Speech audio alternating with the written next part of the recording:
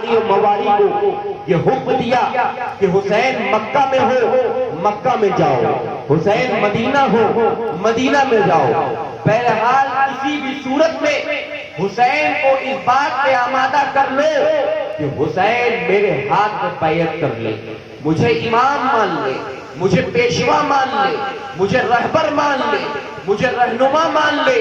اور اس کے ہاری و مواری اور گورنر جو اس نے مقرر کرے تھے وہ حضرت حسنین کریمین پہ جو ظلم و ستم پہلے ہی کر چکے تھے، ان لوگوں کو چن چن کر یزید ابن معاویہ نے گورنر علاقوں کے ان علاقوں کے مقرر کرے تھے جہاں پہ اہل بیت کے چاہنے والے زیادہ تھے، جہاں پہ اہل بیت کے ماننے والے زیادہ تھے۔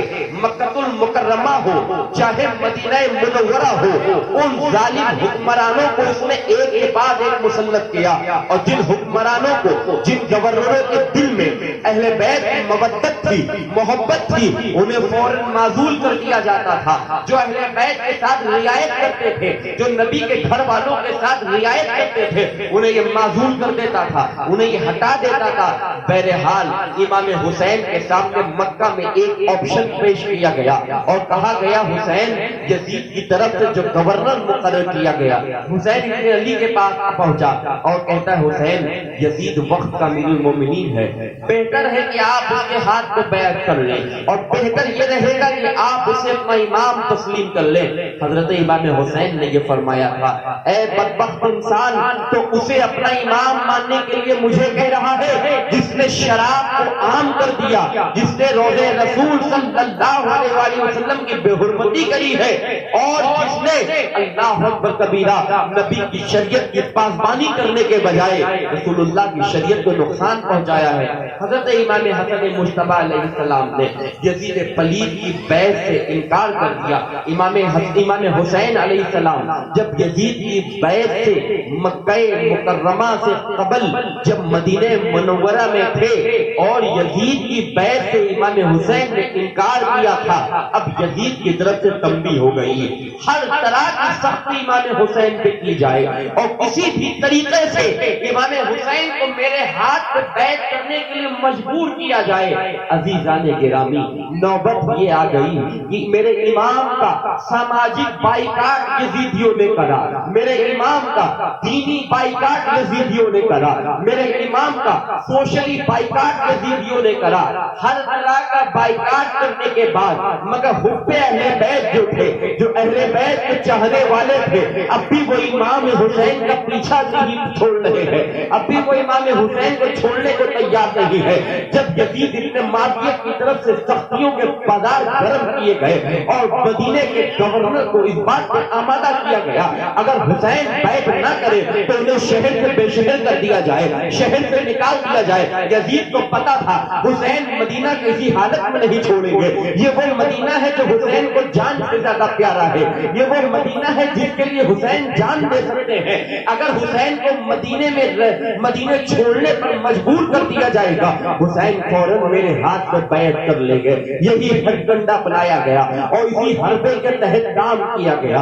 امام کا مدینے میں رہنا دشوار کر دیا گیا، امام حسین کے لیے مدینے کی سرزمین تنگ کر دی گئی۔ یزید پلید کے حواریوں مواریوں نے امام حسین علیہ السلام پر مدینے میں ظلم و ستم کرنا شروع کرا۔ اللہ اکبر کبیرہ، بتقاضا صرف یہ تھا یزید کی بیعت کر لی جائے، یزید کو امام و پیشوا مان لیا جائے۔ میرے امام حسین علیہ جدہ علیہ السلام نے دیکھا جب پانی سر سے اوپر آ چکا ہے اور کسی بھی صورت میں یزیدی جو ہے مدینہ منورہ میں رہنے نہیں دیں گے، امام حسین علیہ جدہ علیہ السلام نے ایک فیصلہ فرمایا، اپنے اہل بیت کو اکٹھا کرا، اپنے گھر والوں کو اکٹھا کر کے اپنے گھر میں میٹنگ کری اور امام حسین کہتے میرے اہل بیت، میرے گھر والوں، میرے اہل بیت، میرے گھر والوں، اے رسول اللہ کے بیٹوں، رسول اللہ کی بیٹیوں، رسول اللہ کے شہزادوں، رسول اللہ کی شہزادی ہو، جو حال ہم اہل بیت کا ہو رہا ہے وہ تم میں سے کسی پہ چھپا نہیں ہے۔ ہم اپنے ہی نانا کے شہر مدینہ میں یتیم ہو گئے ہیں، ہم اپنے ہی نانا کے شہر مدینہ میں بے سہارا سب محسوس کر رہے ہیں۔ یزید کی طرف سے ظلم و ستم بہت تیزی کے ساتھ ہم پہ کیا جا رہا ہے، اور ہر طرح کے مظالم میں اس نے کامیابی حاصل کرنے کی پوری کوشش کری ہے۔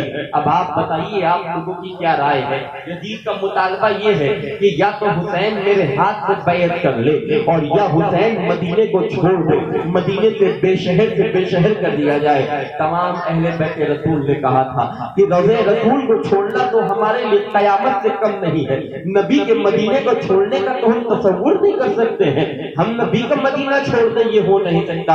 امام فرماتے ہیں پھر نبی کے دین سے سمجھوتا بھی نہیں کرنا ہے، نبی کے دین کو یزیدیوں کے حوالے بھی نہیں کرنا ہے، یا تو ہم یزید کے ہاتھ میں بیعت کر لیں، حال صورت یہ ہے، اور یا پھر روضہ رسول چھوڑ دیں۔ تمام اہل بیت اطہار کے گھر میں ماتم سا ہونے لگا، رونے لگے، گریہ وزاری کرنے لگے۔ اے پروردگار آج وہ کون سا دن دیکھا جا رہا ہے، آج وہ دن کیسا ہے کہ روضہ رسول ہم سے چھوٹ جائے گا، رسول اللہ کا مدینہ ہم سے چھوٹ جائے گا۔ بہرحال اہل بیت اطہار کے گھر میں فیصلہ یہ کر لیا گیا کہ رسول اللہ کے مدینے کو بھیجیے اور پلکوں سے چھوڑ دیں گے، دل کو سخت کریں گے، رسول اللہ کے مدینے کو چھوڑیں گے، مگر یزید کے ہاتھ میں بیعت نہیں کریں گے۔ امام حسین کے گھر میں مدینہ منورہ کو چھوڑنے کی تیاریاں ہونے لگی۔ ایک ایک سامان کو اہل بیت اٹھا کے جب اپنے ساتھ رکھنے لگے، ایک ایک چیز سے نبی کی یاد جڑی ہے، کسی چیز سے سیدہ فاطمہ کی یاد جڑی ہے، کسی چیز سے مولا علی کی یادیں جڑی ہوئی ہیں، کسی چیز سے امام حسن مجتبیٰ کی یادیں جڑی ہوئی ہیں۔ آج ان ساری یادوں کو سمیٹنا ہے، سمیٹنے کے بعد مدینے کو چھوڑنا ہے۔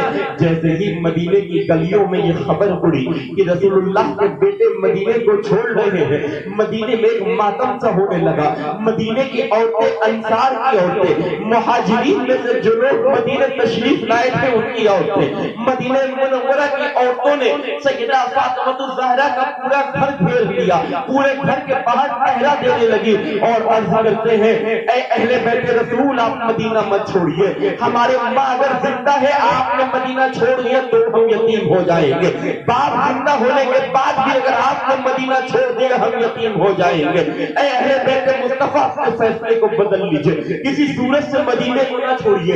امام علی وقار مسجد نبی میں تشریف لاتے ہیں، اور مسجد نبی میں تشریف لانے کے بعد دیکھتے ہیں انصار مہاجر صحابہ کا ایک جمع غفیر ہے، اہل بیت کے چاہنے والے اصحاب رسول کا ایک جمع غفیر ہے، سب کی آنکھوں میں آنسو ہے اور عرض کر رہے ہیں اے شہزاد رسول، رسول اللہ کے بعد جب ہمیں کبھی نبی کو دیکھنے کی طرف محسوس ہوتی ہے تو حسین ابن علی آپ کو دیکھ کے اپنے پیاس بجھا لیا کرتے ہیں۔ اے حسین ابن علی، رسول اللہ کا گھر آپ کے جانے کے بعد سونا ہو جائے گا، اب اس گھر کی طرف جب ہم دیکھیں گے تو اس گھر سے اہل بیت کی آوازیں ہمیں سننے کو نہ ملیں گی، ہمیں کس کے سہارے آپ چھوڑ کے مدینے کو جا رہے ہیں؟ ہمارا کون مدینے میں مشفق بچے گا؟ ہمارا کون مدینے میں جو میزبان بچے گا؟ اے حسین ابن علی مدینہ کو نہ چھوڑے۔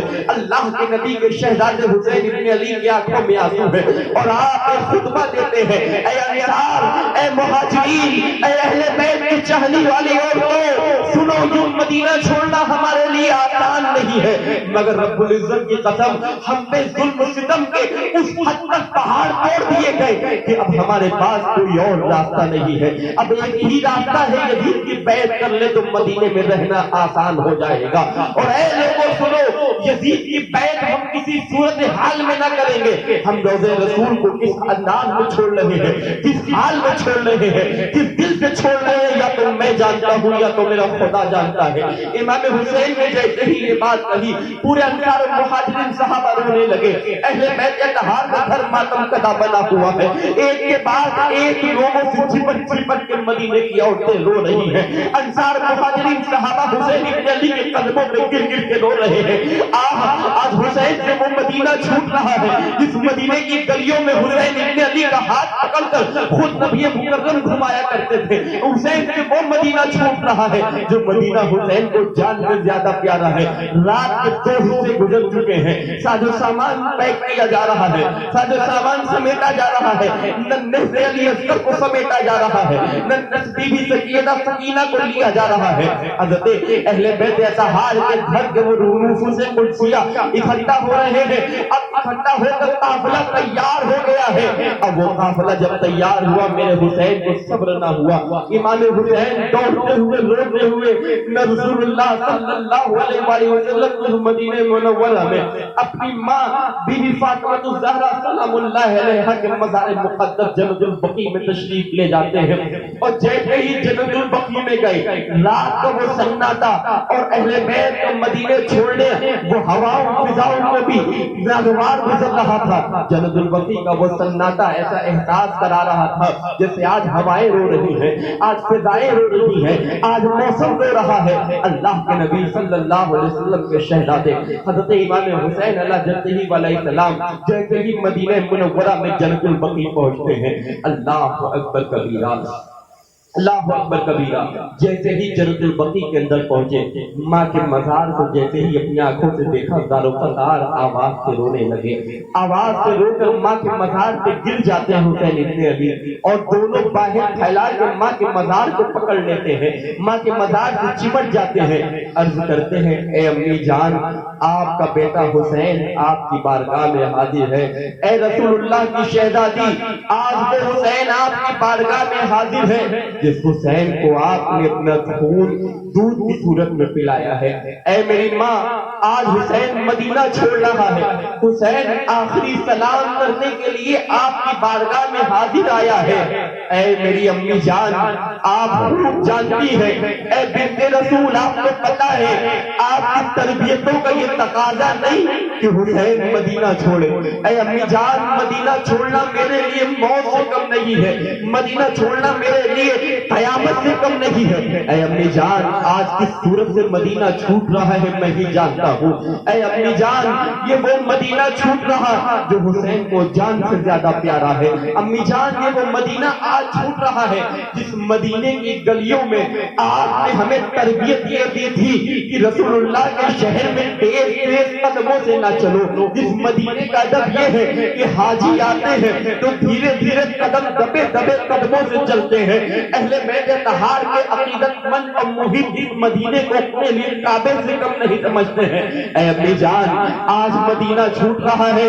اے میری امی, حسین ابن علی اپنی ماں کے قبر پہ ہے اور وہ کرتے ہیں میری امی, حسین آخری سلام کہنے کے لیے آپ کے پاس آیا ہے.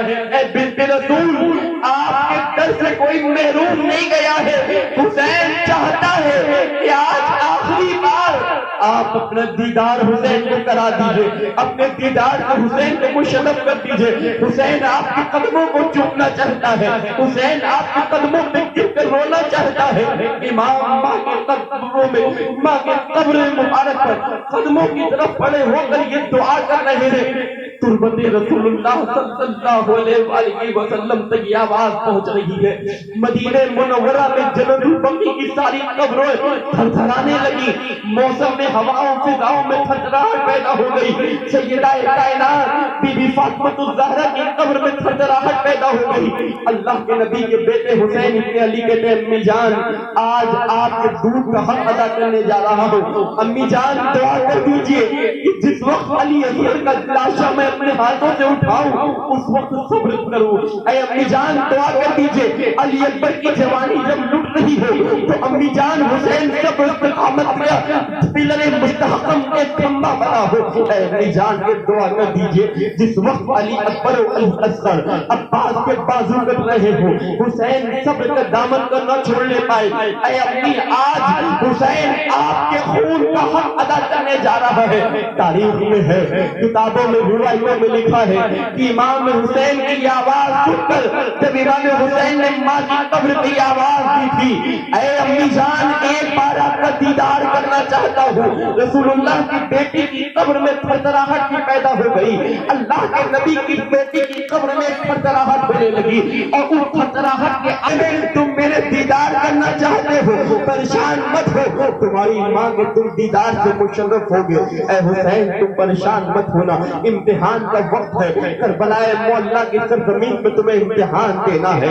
ऐ हुसैन तुम्हारी इम्तिहान गाह में, जब करबला में तुम इम्तिहान दे रहे होगे, जब करबला में तुम रसूलुल्लाह के दीन को बचा रहे होगे, जब करबला में तुम इम्तिहान दे रहे होगे, उस इम्तिहान की घड़ी में हुसैन तुम मेरा दीदार करोगे। अर्ज करते हैं अम्मी जान आपका दीदार कैसे करूंगा, मैं तो करबला में होगा। अम्मी जान फरमाती हुसैन उस करबला में तुम्हारे इम्तिहान में कामयाबी की दुआ करने के लिए सिर्फ बेटा मैं ही नहीं, तुम्हारे बाबा मौला अली भी आएंगे, तुम्हारा भाई हसन भी आएगा, तो रसूलुल्लाह सल्लल्लाहु अलैहि वसल्लम तशरीफ आएंगे। और बेटा हुसैन मेरा तुमसे वादा है कि जिस वक्त तुम नबी के दीन के हिफाजत के लिए अपनी